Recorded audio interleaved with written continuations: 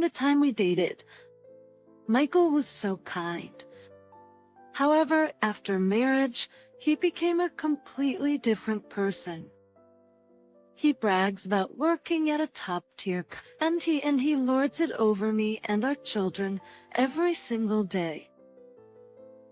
I wanted to continue working after we got married, but Michael and my father-in-law ordered me to quit. I reluctantly became a stay-at-home mom. One evening, Michael looked at me and laughed. "You've aged, haven't you? You looked better when we first got married. Probably because you're just lounging around as a housewife. Using the kids as an excuse to be lazy, it's no wonder you're going downhill as a person. I can't take it anymore. Let's get a divorce." Without hesitation, I shouted. Michael responded with a smirk. "Intention, you can raise the 4 kids by yourself. I ain't gonna help at all from now on." I almost laughed. Has he ever really helped before? I'll be relieved when you noisy folks are gone. I think I'll go to the attorney's office. You can have your say for now, but enjoy it while you can. My name is Sarah, a 50-year-old housewife. Introduced by your parents? I met Michael and we've been married for 30 years. Michael's verbal abuse has grown worse every year, and it troubles me. When we dated, he wasn't like this.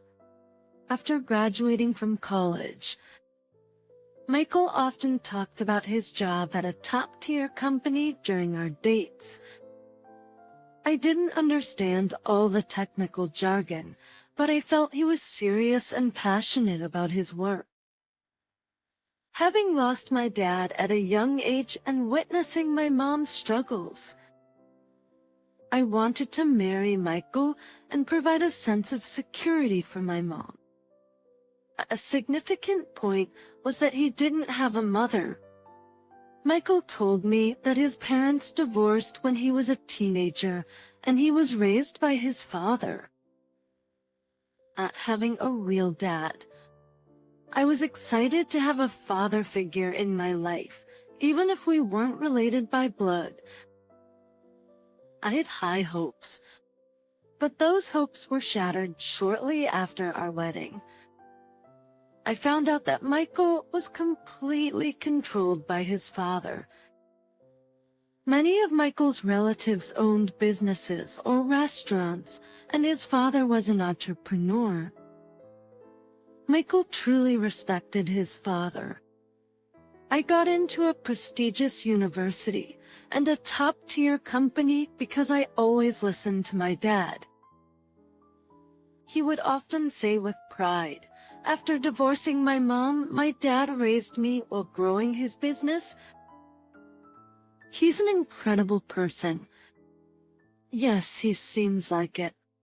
When we have a son, I'm gonna make sure he gets a proper education and follows in my footsteps. I worked in my dad's company for a while, but had to change jobs due to an injury. So if we have a son, I want him to be the successor. Don't get ahead of yourself. I'm not even... Before we had children, I could listen to this and just laugh it off.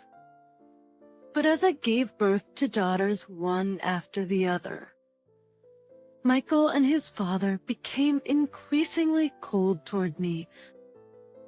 When our 3rd daughter was born, my father-in-law visited the hospital room, gave a disdainful look at the sleeping baby, and clicked his tongue. "Another girl, huh? Mike, you sure picked a dude of a wife." "I'm sorry." Pull down. "Sarah, if the next one is a girl, we're getting a divorce. We don't need a wife who can't produce an heir." After a difficult delivery, and having had a C-section, I was devastated by their words and couldn't stop crying. I considered divorce at that very moment. But then, when our son, Tom, was born, my father-in-law adored him. He'd take Michael and Tom out to animated movies, buy Tom toys, and give him an allowance, leaving out the daughters. This puzzled Tom and upset the girls. Every time I slightly burned dinner or left a speck of dust after cleaning, Michael would exaggerate his frustration. If this was a job, you'd be fired by now. Must be nice to be a woman, getting taken care of. I wish I could just laze around and play with the kids all day. Every time he said this, it really ticked me off. I wanted to keep working, but just after we got married, I was ordered by Michael and my father-in-law. You can do a wife's job perfectly, right? If you're gonna slack off, quit that desk job. Yeah, if you can't do household chores and take care of me properly, you're not fit to be a wife. We can live on my salary alone, so you don't need to work. I was taken aback, wondering what era these guys were living in. But I didn't want any trouble with my husband and father-in-law, so early in our marriage, so I obeyed. Later, when Tom started elementary school, I tried to re-enter the workforce as a full-time employee. Still, I was turned down everywhere I applied. If you have 4 kids, it seems you might take off frequently, like if one of them gets sick. That was pretty much the reason everywhere. Left with no other option, I became a stay-at-home mom. Michael treated me like a servant, always finding fault and criticizing me as an incompetent housewife. Michael, citing his busy work schedule, dumped all household chores and child-rearing on me. Being a stay-at-home mom, I didn't mind taking on household duties, but even when I was under the weather or sleep-deprived after childbirth, he never once showed compassion or empathy. Lately, I've been losing sleep because the baby cries at night. You have tomorrow off, right? Michael, could you watch him for just one night? Then, tomorrow's my day off, you know. Don't ruin my precious day. Taking care of a baby is a mother's job, isn't it? Just do it. Like when I was struggling with only about 2 hours of sleep a night.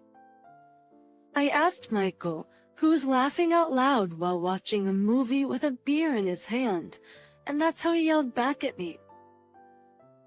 Having another day, he told me, "You want to talk about the kids? Pick to your age and decide on your own. You've already raised 3, haven't you? Right, don't rely on others." And if he ever came home to find the kids' toys scattered about, he'd immediately turn grumpy. When I come home tired and the house is a mess, it makes me not want to come home at all. You're at home all day, right? Shouldn't it be clean? I'm sorry. Tom was fussy, and preparing dinner was challenging. I'll clean up now. As I started picking up the toys, Michael's sarcastic remarks rained down on me. Abjections. The reason Tom is so spoiled is 'cause you're not firm enough with him. You really are a failure. Unmutably, you're not fit to be a mother. Spoiled? I wondered. Tom is only 5, of course, he's going to be assertive. But such comments felt like a stab to the heart. Hey, don't make that sulky face. It's ruining my appetite. It's annoying. We'll go to another room with the kid. Sarah, our 8th grader who had been watching, glared at Michael. "Dad, how can you say that when you're eating the meal Mom made?" "Huh. You're a girl and you're talking back to your father. If you've got a problem, just leave. Natalie, don't talk to your dad like that. Let's go upstairs." I soothed Natalie and took the younger kids upstairs with me. Once we closed the door to our room, Sarah vented her frustration. "Mom, why don't you stand up for yourself? Isn't it hard hearing him say those things? Why not just get a divorce? I'd love to, but leaving with 4 kids would take a lot of courage. Once I'm in high school, I can earn money from a part-time job. Would that still not be enough?" I give Natalie a weak smile. "Thank you. I appreciate the thought." I gently stroked Sarah's head, and she became quiet, her mouth turning downward. It seems Natalie, at her young age, feels that the relationship between her parents is beyond repair. So, on days when I had no plans for myself, I actively took care of the younger kids. Michael is a father too, after all. At first, I wish he'd spend time with his children, but he always treats them as a nuisance and complains they're the source of his stress.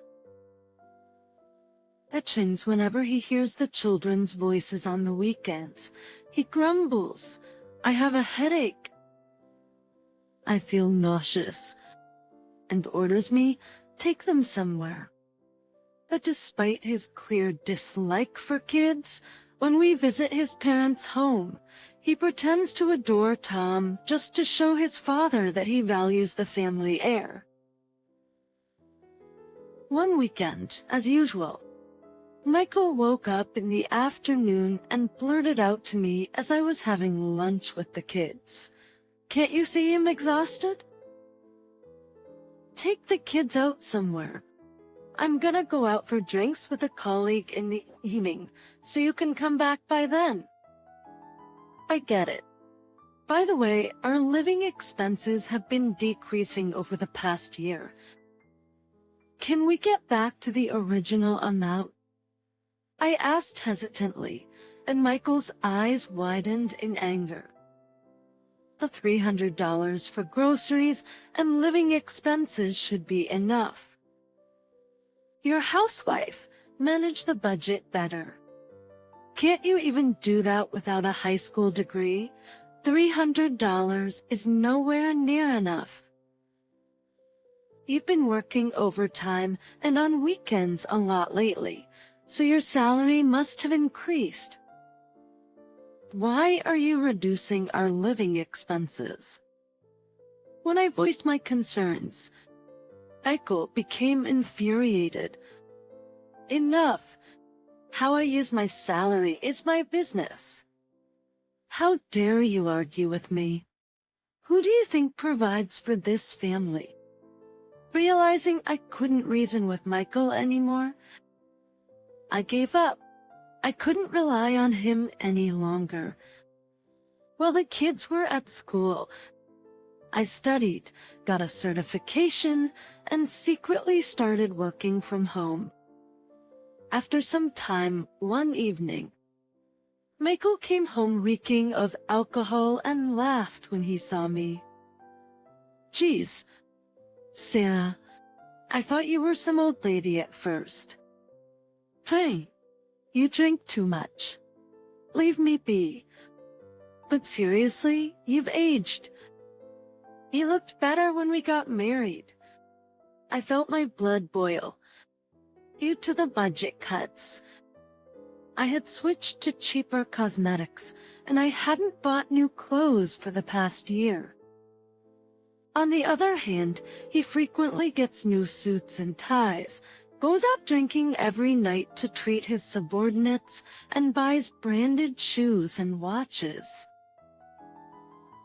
Clutching my fists and shaking with anger, I retorted, I'd love to dress up too, but you won't give me the money. Michael, don't blame others. Maybe you're just aging fast because you're just lazing around as a stay-at-home mom. Michael mocked loudly. You always seem to be relaxing, lacking any urgency. You use the kids as an excuse to be lazy.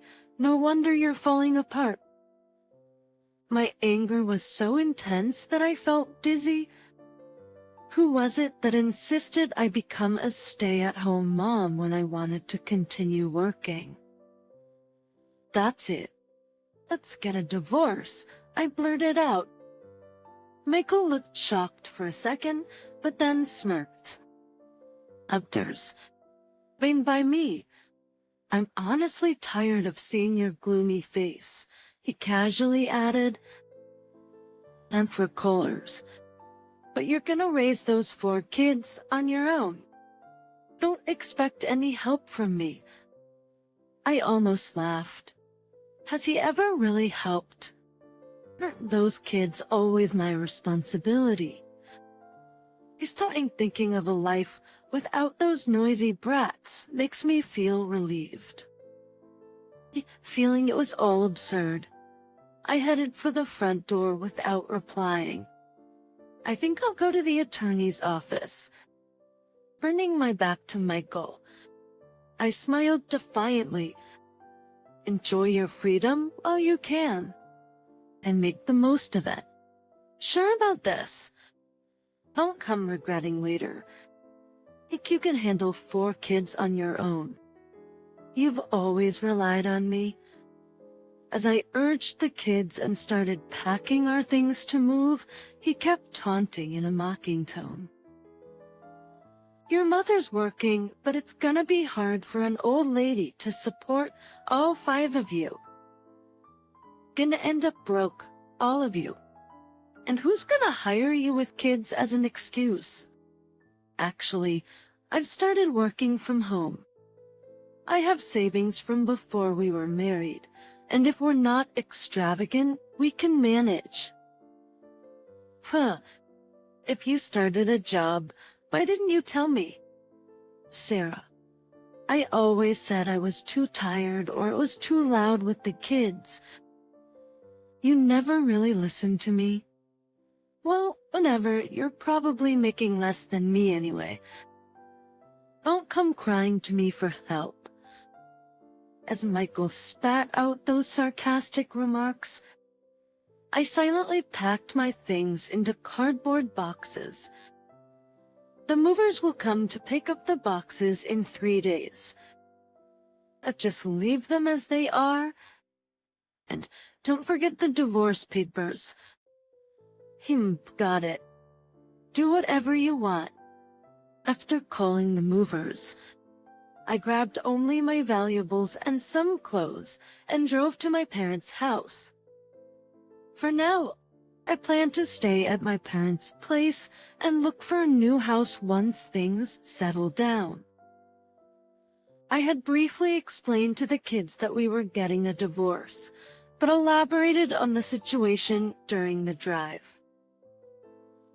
I'm sorry it's so sudden, but you'll be transferring to a new elementary school next week. I'm really sorry.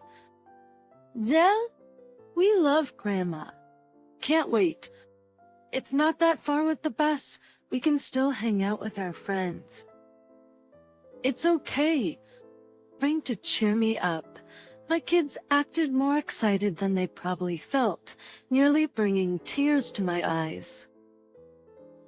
You won't be living with Dad anymore. Aren't you going to miss him? Not really. I mean, Dad seems to dislike us, right? Tom chimed in. He always yells at us when he's home on weekends. Says we're loud and annoying. He never plays with us or listens to us. We didn't like being with him. Yeah, we all felt that way. Mom.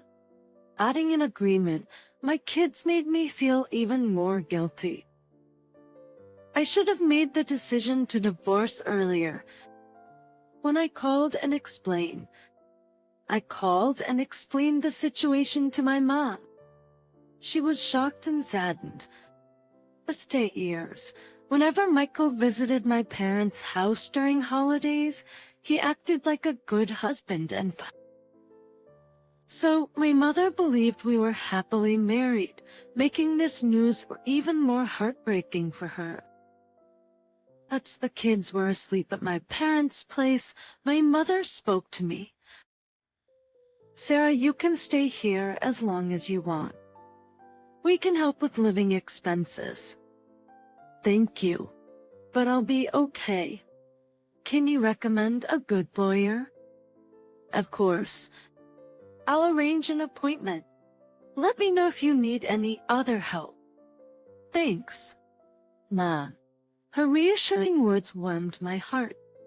6 months after the divorce, as the kids and I were starting to adjust to our new lives, I returned home from shopping to find Michael waiting outside the gate. His hair, now streaked with gray, was unkempt and dark circles marred his eyes. He lunged at me as soon as he saw me, but I brushed him off coldly. "Who are you? Come on, don't do that. It's me, your husband." "I don't have a husband." "What do you want, ex-husband?" Pushing him away, I asked. Michael, nearly hysterical, started shouting. They kicked me out of the house. "What the hell?" "It wasn't out of the blue. You should have received multiple notices about the rent. It's only natural they'd evict you if you ignored them." "Why should I pay? You were living there." Hearing the commotion, a middle-aged neighbor peeked out her door. "Sarah, is everything okay? Should I call the cops?" "No, it's okay. It's just my ex-husband." The woman gave Michael a sharp look and furrowed her brows. That guy. "Sarah, if anything happens, let me know," she said, then disappeared into the house. "What's she been saying about me? Come on in, we're causing a scene." Ignoring his question, I ushered Michael inside. As soon as we got into the living room, Michael slouched on the couch, gulping down the tea I'd served, then returned to the topic. "Sit house, it was bought by your mom, right?" "Yes, but it's under your name." "Michael, 'cause you said it'd be embarrassing if it was under your wife's name." Michael tilted his head as if unsure. "Was that so? At the time, you being just a regular employee couldn't afford the mortgage payments. So my mom had to transfer money into your account every month." "Oh, right. But if she suddenly stops, we're gonna be in a fix, aren't we?" "Aren't you smart enough to understand that?" I held my forehead, sighing. Who's the dumb one here? Next, in what world would a mom continue to pay her divorced daughter's ex-husband's mortgage? Michael frowned. "But your mom's loaded, isn't she? If she's got the money, she can pay up. Isn't it a family's duty to help each other out in times of need?"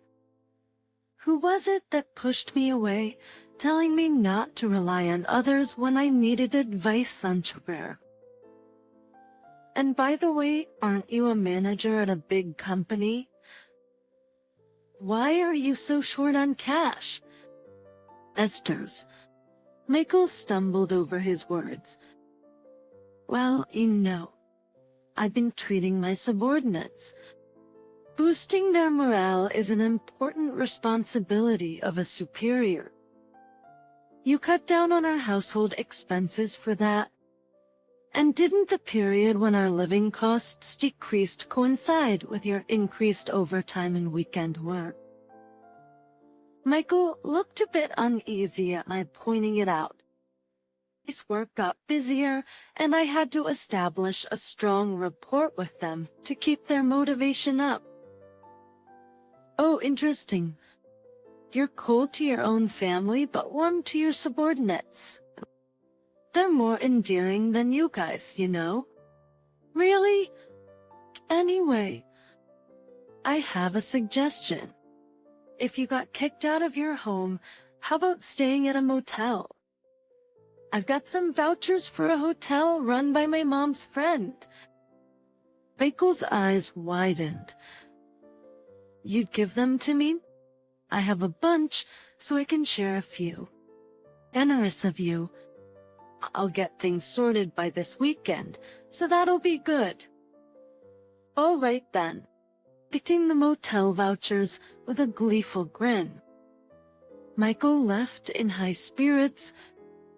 All right, all is set. We sat at weekend night while the kids and I were watching animal videos in the living room. The doorbell rang. Opening the door, I found Michael and my father-in-law. To my astonishment, they barged into the living room without a word. Seeing the kids engrossed in the TV, Tom shouted angrily, "You're wasting time with this nonsense. This is why you'll remain immature." His thunderous voice shattered our peaceful weekend mood, and the kids teared up. Disturbing our family time. Antisakursayo entertainui. Kamno directed his anger at Michael. Michael, are you really gonna leave Tom with this woman? What about the plan for our heir?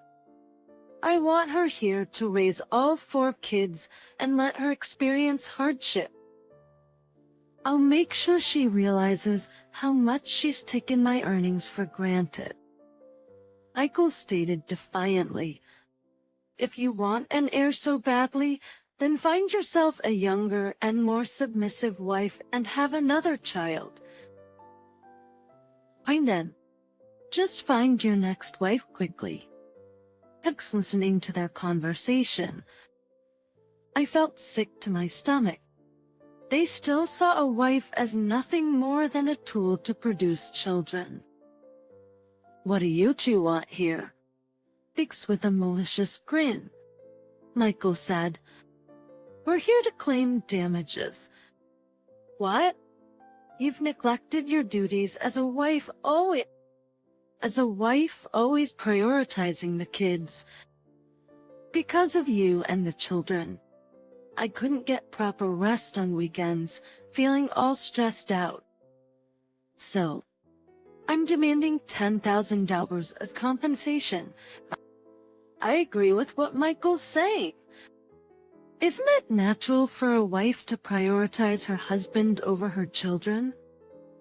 Like neglecting to care for your husband? She clearly lacks a sense of responsibility as a wife. It took me a while to understand what Michael was saying. I thought he was joking, but seeing his intimidating father-in-law accompanying him, it seems he was serious. I felt a headache coming on. I wanted to pat myself on the back for enduring so many years with such a person. As I was contemplating how to respond, my mother appeared at the open living room door. Well, what a commotion, she said in a calm tone. Behind her stood a man in a suit. As expected, my mother had brought a lawyer with her. Her mom, relieved. I glanced at my father-in-law, who was now pale and shaking.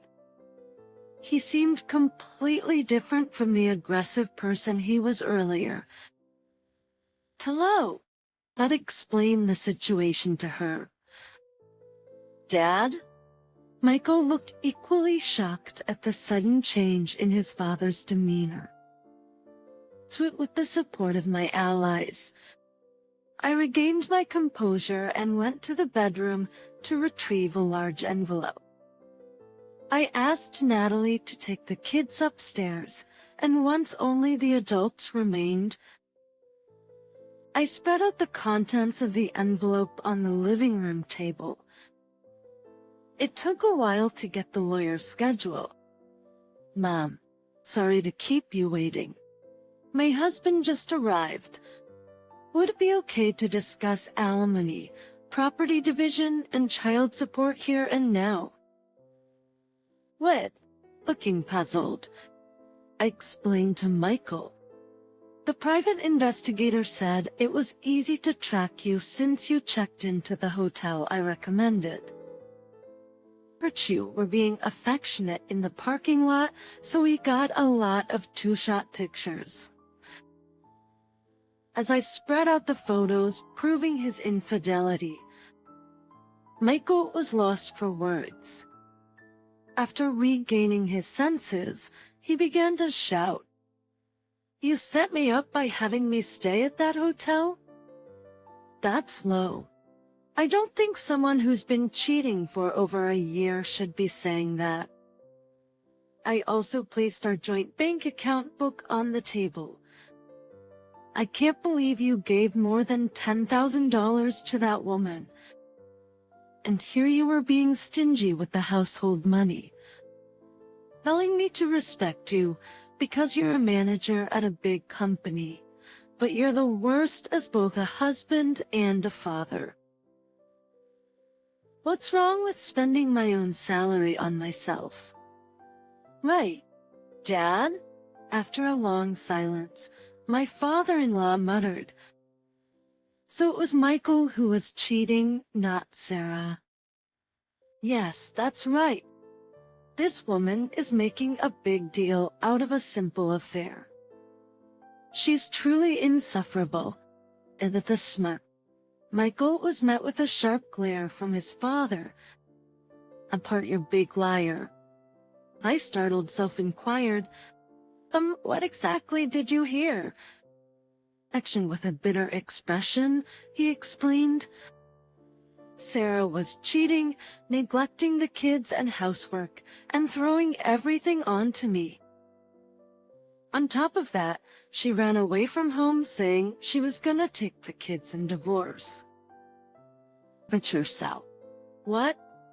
That's all a lie. If you want, I have audio evidence of Michael being affectionate with his mistress and him verbally abusing me and the kids. Would you like to hear it?" "Don't need. Just like his mother, what a hopeless guy." Mutterings of frustration leaked from my father-in-law's mouth. And then, after a moment of apparent hesitation, he apologized to both my mother and me. "Sarah, I'm truly sorry for believing my foolish son without checking the facts.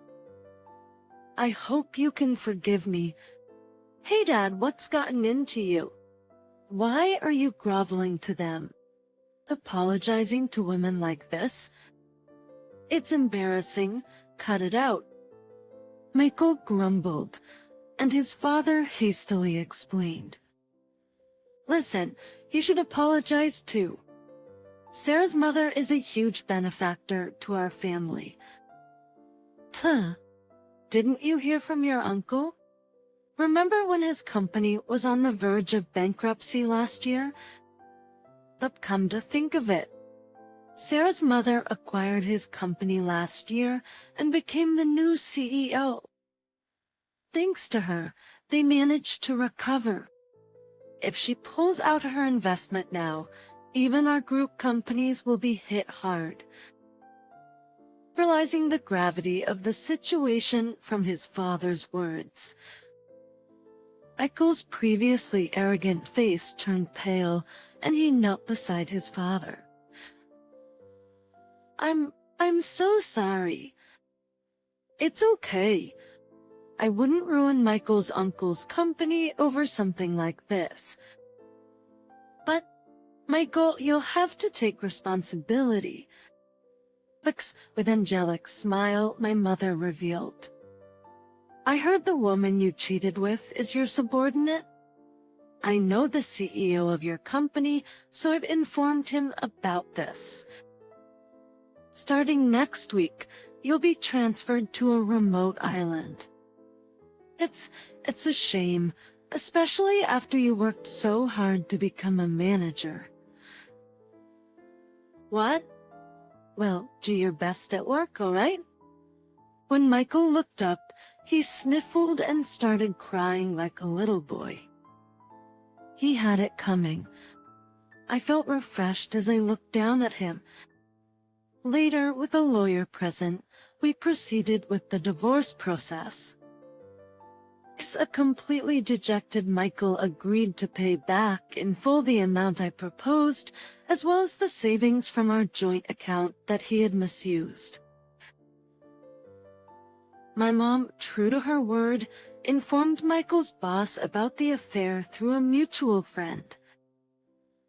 His boss, known for being a dedicated family man, was furious. Michael's mistress resigned voluntarily, and Michael was transferred to a remote branch in Alaska. Just when the mistress found out Michael was no longer on the fast track, she dumped him quickly. Michael tried to bounce back at the branch, but due to the reason for his transfer, he became the subject of gossip and eventually couldn't stand it, so he quit the company. Michael had accumulated a massive debt from paying me back, and with monthly child support payments, he's been working multiple part-time jobs from morning till night. Since his father-in-law disowned him, he couldn't rely on anyone and is said to live alone in a dimly lit apartment. On the other hand, his father became unpopular among relatives after angering my mom, who is a CEO. Additionally, because of his abusive behavior, his subordinates rebelled, eventually causing his company to go under. But now he works as a waiter in a restaurant, often being scolded by the younger manager. While Michael was having his affair, I saved up money from my remote job and used it as a down payment to buy a second-hand house, moving in with my kids. Although my mom, who had cut off financial support to Michael, offered to buy back the house for us. I didn't want to return because of the unpleasant memories. Now that the kids are no longer connected to Michael and their grandfather, they look noticeably happier and more relaxed. Every long weekend, we visit my mom's house. Helping her out cooking meals together and chatting has become our recent pleasure. Now, I'm focusing on my remote work, but once Tom grows up a bit, I'm gonna look for a full-time job again. From now on, I want to live happily with my 4 children, occasionally relying on my mom for support.